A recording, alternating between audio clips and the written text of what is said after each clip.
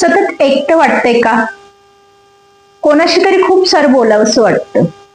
कोणीतरी आपल्याला समजून घ्यावं वाटतं, पण समजून घेणार कोणीच नाही. मग एकटं राहून स्वतःला त्रास करून घेणार आहात का? जर असे तुम्ही एकटे पडले असाल, सतत कोणाचा ना कोणाचा विचार करत असाल, तर त्या विचारांना आजच ब्रेक द्या आणि हा व्हिडिओ शेवटपर्यंत नक्की ऐका. नक्कीच तुम्ही तुमच्या जीवनाला कुठेतरी मागे सोडून पुढे वाटचाल करा. तर हा व्हिडिओ अशा व्यक्तींसाठी की ज्यांना खरंच सतत त्याच गोष्टींचा त्रास होतोय, त्यातून बाहेर तर पडायचंय पण माहित नाही कसं, का पुन्हा पुन्हा तोच त्रास होतोय. अनेकांच्या बाबतीत, अनेक महिलांच्या बाबतीत खर तर हा त्रास होतो.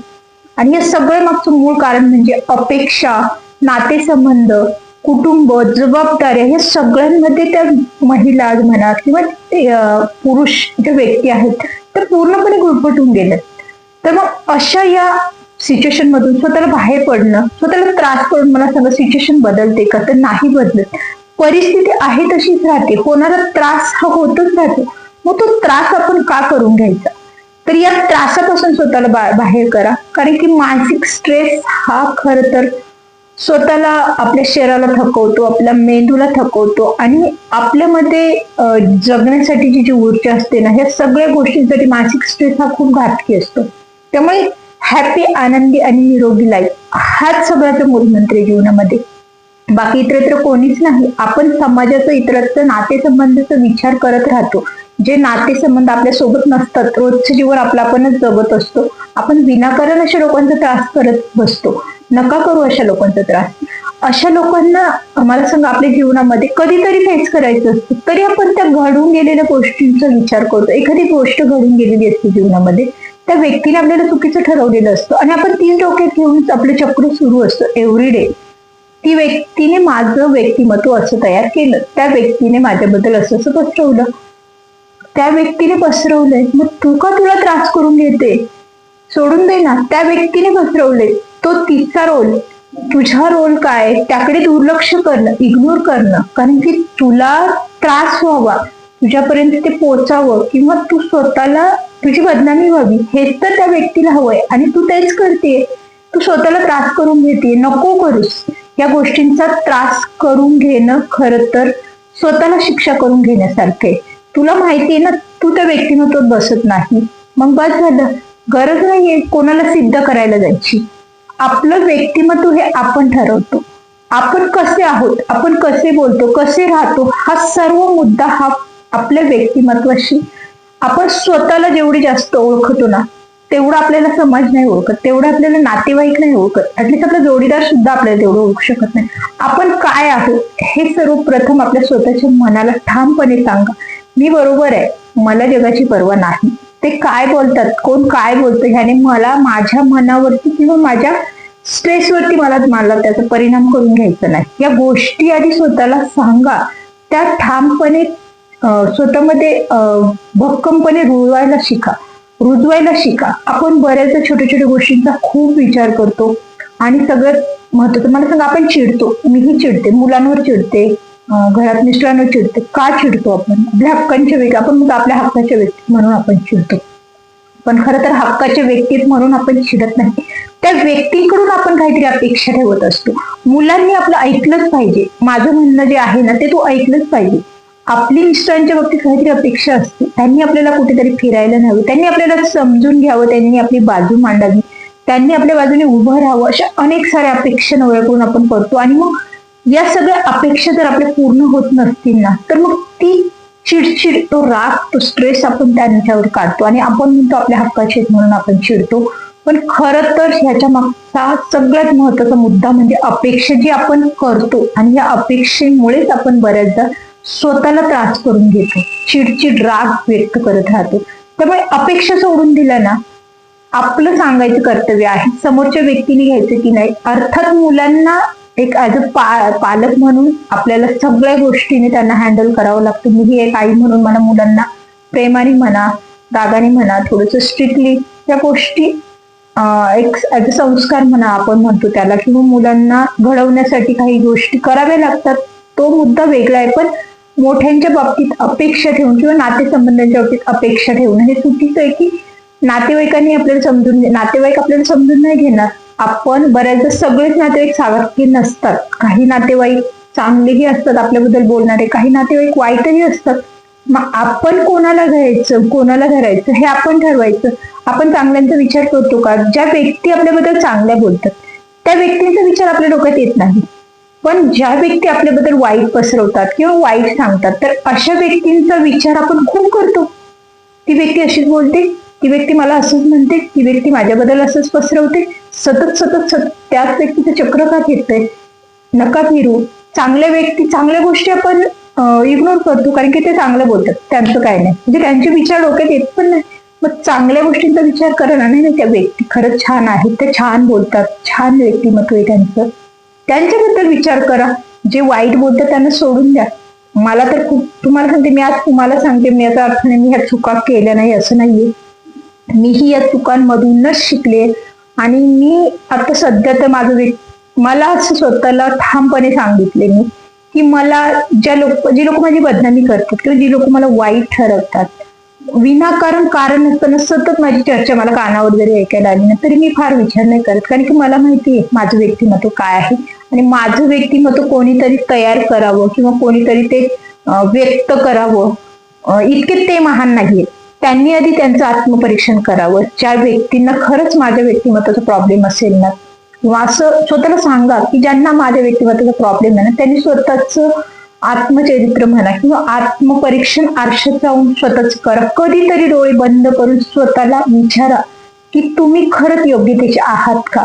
इतरांची बदनामी करताना तुम्ही जेव्हा सहज बोलून जातात तेव्हा तुम्ही खरंच तितके योग्यतेचे आहात का? तुमच्यामध्ये ती योग्यता आहे का? की तुम्ही खरंच खूप असे ग्रेट आहात आणि तुमच्यामध्ये काहीही असे दुर्गुण नाहीत की तुम्ही परफेक्ट असे समाजामध्ये वावरणार व्यक्तिमत्व आहात? नाही ना. मग तुम्ही इतरांचं व्यक्तिमत्व सहज बदनाम करतात. तर अशा लोकांकडे लक्ष नाही द्यायचं. आपल्याला माहिती ना ती लोक कशी आहेत, मग आपण आपल्याला त्रास करून नाही घ्यायचा. आणि सगळ्यात महत्वाचं म्हणजे नातेवाईकांमुळे आपल्याला फार त्रास होतो. नातेसंबंधांमध्ये आपण गुंतून राहतो. नातेवाईक सगळ्यात जास्त त्रास हा मुलींना होतो. लग्नानंतर नातेसंबंध निभवायचे असतात आणि सगळी नाती ही सुनेपाशी येऊन अडकतात. तिचं मला हे म्हणायचं की सून हा शब्द इतका खालच्या दर्जाचा काय? सुनालाच सगळ्या नात्यांचं ओझं का व्हावं लागतं? नंदेला उच्च दर्जा द्या, सासूला उच्च दर्जा द्या, सासऱ्याला उच्च दर्जा, दिराला उच्च दर्जा द्या. सून कुठे आहे? हे सगळं नवऱ्याला उच्च दर्जा द्या. सुनेचं अस्तित्व आहे की नाही? का सतत तिच्याकडून अपेक्षा केल्या जातात? सतत अपेक्षा केल्या जातात तिच्याकडून. तुमच्याकडून प्रेमाची अपेक्षा ती करू शकत नाही, मग नाही देऊ शकत. अशा अनेक स्त्री आहेत ज्यांना तिला प्रेमच मिळू शकत नाही. मग अशी स्त्री जर विभक्त झाली किंवा तिने स्वतःला विलिप्त केलं तर अशा स्त्रीलाही नावं ठेवतात, अरे मग त्या सुनेने जगायचं कसं? अनेक अशी स्त्रियांना या गोष्टींचा त्रास होतो. जवळ राहिलं तरी त्रास, दूर राहिलं तरी त्रास. म्हणजे त्या स्त्रीने जगायचं कसं? व्यक्तिमत्व असं असतं की तिला त्याचं फारसं म्हणजे कोणाची गरज नसते. ती तिचं आयुष्य रेग्युलर लाईफ, तिचं रोजचं रुटीन ती तिच्या पद्धतीने जगत असते. मग विनाकारण तिच्या आयुष्यामध्ये घोडा घालणारे हे नातेवाईक का?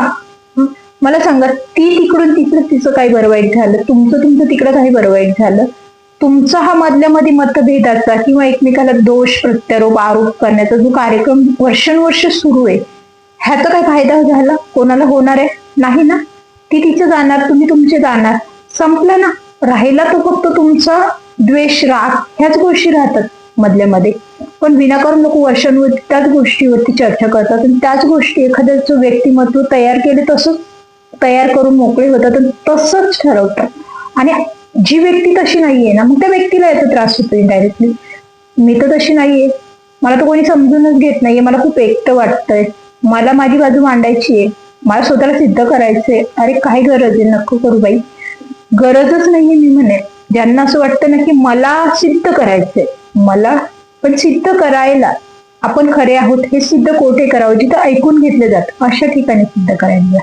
जिथे ऐकून घेतले, जिथे जाणून बुजून तुम्हाला चुकीचं ठरवलं जातं अशा ठिकाणी आपण स्वतःला सिद्ध करू शकत नाही.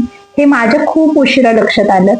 ज्यांना आपल्याला चुकीचं ठरवायचंय त्यासाठी ते लोक स्वतः चुकीचं वागतात, चुकीचं वागत राहतात. त्याच्यामुळे अशा लोकांकडून अपेक्षा नाही करायची. अशा लोकांना स्वतःला सिद्ध करायला जायचं नाही. अशा लोकांपासून विलिप्त व्हायचं.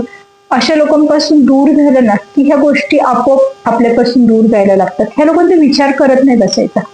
मी आजच्या व्हिडिओमध्ये तुम्हाला हेच सांगायचे की त्रास होणाऱ्या गोष्टी, स्ट्रेस फील देणाऱ्या गोष्टी, त्या गोष्टींना जीवनातून खरंच रिमूव्ह करा. ती खरंच गरजेचं असतं जीवनामध्ये, कारण की नातेसंबंध दूर राहून देखील आपल्याला त्रासदायक असतात. आपण सतत त्यांचा विचार करत असतो. या विचारांना कुठेतरी ब्रेक द्या. आपलं रोजचं लाईफ आपल्याला आपलं आरोग्य कसं जपता येईल, कारण की आरोग्य हे जेव्हा आपण आपला तरुण वर्ग असतो त्यावेळेस आपण या आरोग्याकडे फारसं लक्ष देत नाही, कारण की ती एनर्जी आपल्यामध्ये असते.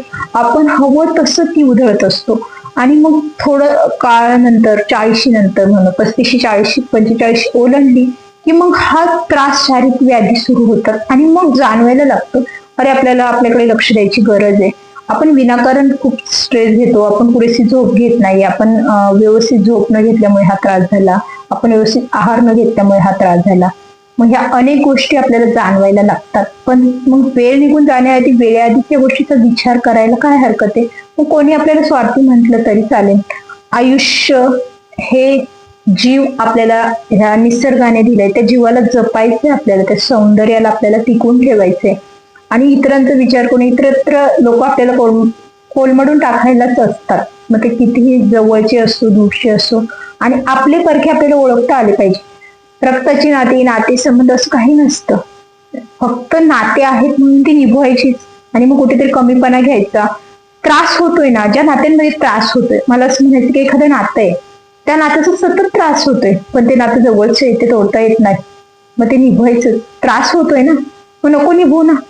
बळजबरी आहे का? कशासाठी? नाही नाही, ते जवळचं नातं आहे, ते निभवायलाच पाहिजे. लोक काय म्हणतील? खड्ड्यात गेले लोक. लोक करायला येत नाही. तुझी मानसिकता, तुझा स्ट्रेस नीट करायला लोक येत नाही.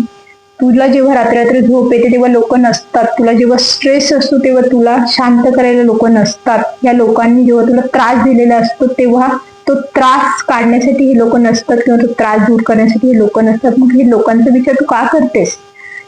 ते तुझे नातेवाईक आणि तू त्यांना पाहत नाही. मग तू नको, तुला नावं ठेवतील, ठेवू दे, मला फरक नाही पडत. अनेक गोष्टी जीवनात अनेकांच्या बाबतीत सतत सुरू असतात. सतत ह्या गोष्टी चालू असतात. ह्या गोष्टींपासून स्वतःला अगदी मी म्हणते बाजूला करायचं, लांब करायचं विचारांपासून. जे लोक आपल्याला सतत त्रासच देणार आहे, मग अशांमध्ये किती दिवस अडकायचं? नाही ना. अडकून वर्षानुवर्ष जर तिथेच अडकून पडत असेल तर मग आपलंही आयुष्य निघून जाणार आहे. त्यांचंही तर सुरूच आहे, चाललंय की आपलंही निघून जाणार आहे. मग मला असं वाटतं की कुठेतरी ब्रेक घ्या. आणि मी माझ्या नवीन वर्षाची सुरुवात तुम्हाला सांगते खऱ्याने. मी माझ्या 2026चं वर्ष माझ्या मनाला एक ठामपणे संकल्प केला. ज्या लोकांपासून मला त्रास होतो, जी लोक मला समजून घेणारच नाही, त्या लोकांकडून अपेक्षा ठेवायच्या नाही. जी लोक मला बदनामच करणारे, जी लोक मला त्रासच देणार आहेत, त्या लोकांना संधीच द्यायची नाही. हा एक महत्वाचा मुद्दा लक्षात घ्या. आपण काय करतो? पुन्हा पुन्हा त्या लोकांना संधी देतो. एकदा त्यांच्या दारात जाऊन आपल्याला त्रास होतोय, आपण पुन्हा तो त्रास सहन करतो, पुन्हा येतो, पुन्हा आपण त्यांना संधी देतो, पुन्हाच तो त्रास, पुन्हा तो त्रास. ह्या गोष्टी थांबवा. ह्या गोष्टी थांबवल्या ना, एकतर त्या लोकांना त्याची रिअलाइज किंवा जाणीव करून द्या. आणि जर ते लोक त्या जाणीव करण्याच्या पात्रतेचेच नसतील, असेही लोक असतात की ते त्या पात्रतेचे नसतात, त्यांना ती जाणीव करून घ्यायची नसते. त्यांच्यामधला तो अहंकार, त्यांच्यामध्ये ती श्रेष्ठता त्यांना महान वाटते की येस, आम्हीच बरोबर आहे, तुम्ही बरोबर आहे, तुमच्या जागी तुम्ही योग्य आहात, मी माझ्या जागी योग्य आहे. मला याच्यामध्ये जी काही आपण म्हणतो ना, जी काही द्वेष, म्हणजे ह्याच्या दोघांमध्ये जो असतो ना, आपण म्हणतो भांडणाची दरी जी आहे ना, ती मिटवायची आहे. तुमच्यासाठी तुम्ही योग्य, मला तुमच्यावर दोष करायचे नाही, पण मला माझ्यावरती दोष लादून घ्यायचे नाही. तुम्ही जे माझ्यावर आरोप करताय तेही मला मान्य नाही, हे देखील आपल्या मनाने ठामपणे मांडायला शिका. या गोष्टी केल्याने बऱ्याचशा गोष्टी क्लिअर होतात. आपल्याला आपलं व्यक्तिमत्व कोणाला दाखवायला जायची गरज पडत नाही, किंवा कोणासाठी तरी खोटा दिखावा करायची गरज पडत नाही. तुम्हाला एक क्लिअर सांगते की खोटा दिखावा, अनेक लोक 2 मुखवटे घालून मिरवतात. समाजामध्ये एक दिखाव्याचा मुखवटा असतो आणि आतमध्ये त्यांचा वागण्याचा एक खोटा दिखावा. असे लोक आपल्या आजूबाजूला असतात. अशी लोक पण आपल्याला जर ओळखता आली तर वेळीच ओळखा आणि अशा लोकांपासून खरंच लांबच राहा. ही लोक खूप घातकी असतात, कारण की ही लोक आपल्या बरोबर वेगळं वागतात, आणि समाजामध्ये वेगळे वागतात आणि मग समाजाला त्यांचं व्यक्तिमत्व हे प्रतिष्ठित वाटतं आणि आपण त्या व्यक्तीला कुठेतरी चुकीचं ठरवण्याचा प्रयत्न करत असतो किंवा चुकीचं सिद्ध करण्याला त्याच्या मागे वेळ घालवतो, त्याच्या मागे धावत राहतो. तर अशा लोकांना चुकीचं ठरवायला वेळ घालवायचंच नाही. अशा लोकांना त्यांच्या ह्याच्यावरती सोडून जायचं, पण त्या लोकांना आपल्यावरती कधी लागू द्यायचं नाही हे लक्षात घ्यायचं. की अशी लोक आपल्याला पूर्णपणे कंट्रोलमध्ये करण्याचा प्रयत्न करतात. अशा लोकांच्या कंट्रोलमध्ये यायचं नाही. तर बोलायला गेलं तर खूप सारं काही आहे. त्यामुळे आजच्या व्हिडिओतून मला एकच आणि छानसा संदेश द्यावासा वाटतं. जर एकटे पडले असाल, स्वतःला सिद्ध करा असं वाटत असेल, कोणी समजून घेणार नाही असं वाटत असेल, अशा अनेक वेगवेगळ्या विचारांमध्ये जर गुरफटलेले असाल ना, तर या सगळ्यांमागचा जो मुद्दा आहे ना तो म्हणजे अपेक्षांचा. ज्या अपेक्षांचा भांडार जो डोक्यामध्ये भरला आहे ना, तो भांडार कुठेतरी मोकळा करा छानपैकी.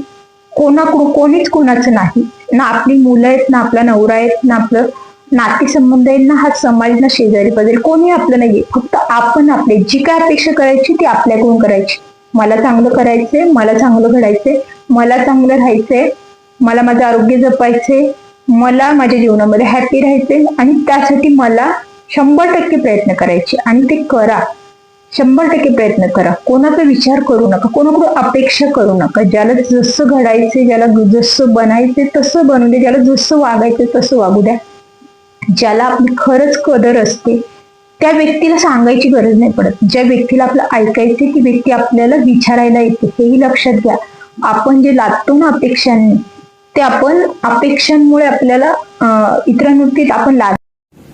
त्यामुळे सर्वात आधी या अपेक्षा लादणं सोडा. डोक्यामध्ये अपेक्षांचा जो भंडार भरलाय तो सोडून द्या. छान आणि हॅपीला राहा. आजच्या व्हिडिओमध्ये एवढंच. व्हिडिओ जर आवडला असेल तर व्हिडिओला लाईक करा. चॅनलला नवीन असाल तर थॉट्स या चॅनलला सबस्क्राईब करा. भेटूया पुन्हाच नवीन एखाद्या विषयाला घेऊन. तोपर्यंत धन्यवाद.